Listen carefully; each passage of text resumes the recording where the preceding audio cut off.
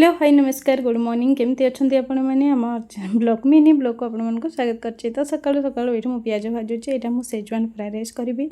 काली जेहेतु गुरुवार थिला एंड किछि चावल ये मैंने भात बड़ी जाइथिला तो मु ताको कहली आज फ्राइड राइस करदबा।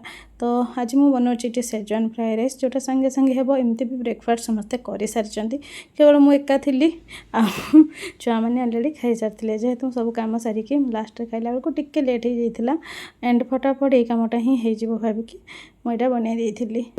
एंड यहाँ मत करने सामान्य 2 मिनिट ही लगी जोटा सांगे सांगे ही हो जाए हाई फ्लेम रे।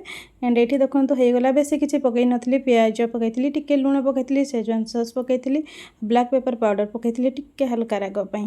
ये आमर yummy yummy schezwan fried rice ready हो जाए। जस्ट खाइबा बोली भारी थी से मैं 2टा पिला आसिक मुँह हाँ करके बस पड़े कहले मु तो कहली एबे खाई ना से मैंने बास्ना संगे संगे पड़े आसते देखुना। तो यही समयटा केबे आसबनी छुआ मान सहित कारण आउ 8-10 वर्ष पर तो आम यहाँ को माने तरसी जावा आम पाखे छुआ मैंने आम सहित खाइबे बोली। तेणु छुआ मान सहित जिते समय एंजॉय करवा कथा करनवा कथा।